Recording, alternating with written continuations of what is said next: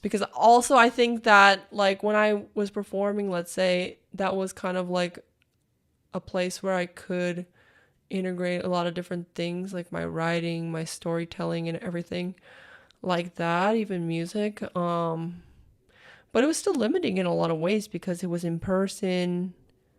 Because then there's like so many other factors you need to consider, and it did become pretty limiting because I was thinking like I wanted to do something more, I wanted to do more music.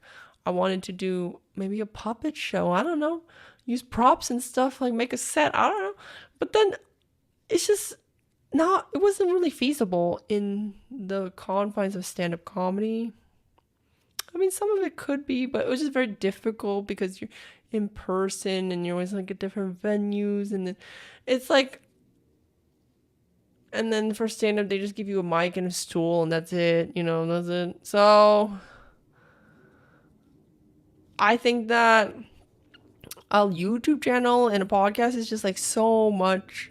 There's so many more possibilities I can do within that, like if I want to make a set, if I want to do a puppet show, if I want to create a song, if I want to do whatever, I can just do it. I can just do it. And I don't have to change, like, I don't have to, like, plan a show and then sell tickets for it and then anticipate how many people will be there to get a venue for that size and then market it and then practice the show and then, you know what I mean? Like, I don't have to do all that. I can just do it. I can just do it anytime. Boom. It's like, boom, It's like when you have an idea in your head and then, like, manifesting it, the timeline to manifest it is so much shorter in the digital realm. So I really like that. I really like that. And there's so much like more opportunity to customize things, and also to reach an audience in a much broader way that's just global. It's global when you post things on the internet versus like when I was doing stand-up comedy, it was limited to people who were in Seattle at the time that I was doing the show and that were able to go to the show and had heard about it and were able to buy tickets to it. Like, there's like so many more limitations. It's just more limiting, It's not like bad. It's not like bad, but to do that as like my main platform is very limiting. Like, I do want to do in-person shows in the future. I do want to perform on stage again, and I know I will, and I know that's in my future, but I know that's not going to be my main platform for performing. The main platform will be the digital space, and then I will have that balance. I think that balance is really important because I felt like that's one of the reasons why I didn't want to do stand-up comedy anymore, was because there was no balance. There really wasn't. There is no balance in stand-up. Like, the stand-up is like you have to perform in person, and you kind of have to perform basically every day or almost every day. I mean, you can take a few days off here and there, sure, but you can't really take that much time off. Taking time off, you just like, it takes so more longer to get back on the horse and like, improve your stage presence. And it's just like, that's why you just like get no breaks in comedy. I don't know. It just feels like you have to keep grinding. And it's always in person too. That was the other thing. It's like everything has to be in person kind of thing. And you have to have an audience because you need the feedback of the laughter and the people and their energy to do the art form. So I think that was very limiting as well, because versus like, for example, like music. Musicians do perform on stage, but it's definitely more of like a balance in terms of like, there's a period of time where they're not performing, they're creating the material, they can be completely private and recluse while they create the album, you know what I mean? And then you go on stage and perform. And also, you don't always have to perform in person. That you can record in the studio, and then you can also perform online as well, like do a live performance recording as well. That doesn't have to be in front of people. Versus comedy, when you record yourself doing comedy, it always has to be in front of an audience. Like, it's just, it just felt like very limiting, and then there's no balance because I am a type of person who, I mean, I'm pretty introverted, and I really need a lot of time alone to recharge, and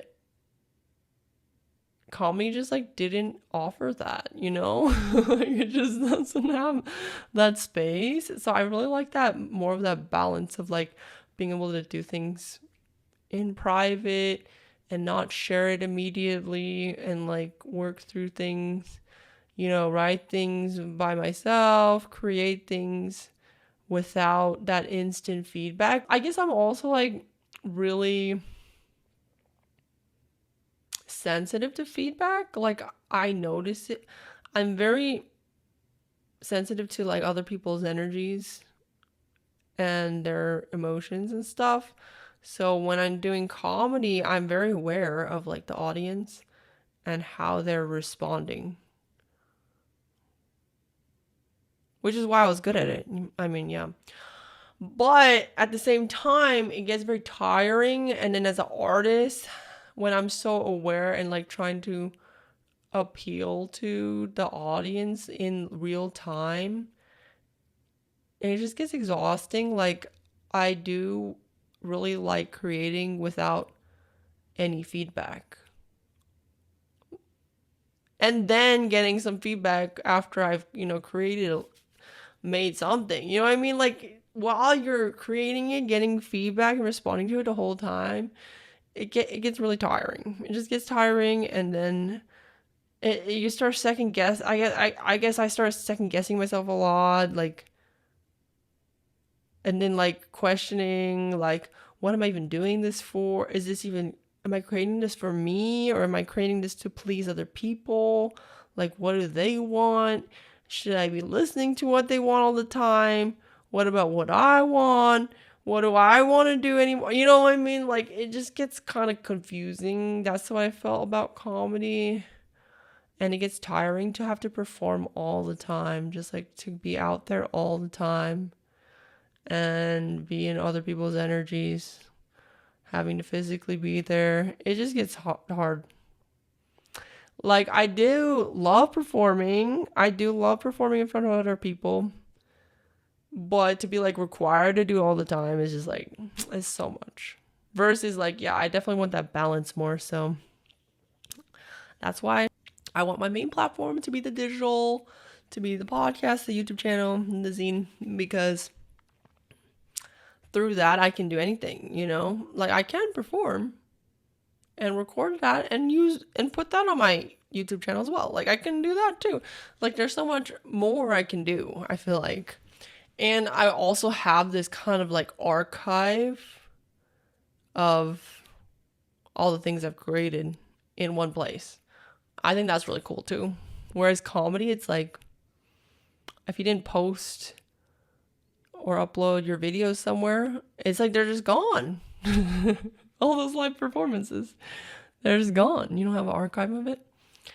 To see your progression and everything. Like, I don't know. I mean, I definitely do. I personally do have an archive because I did record basically every single time I performed almost.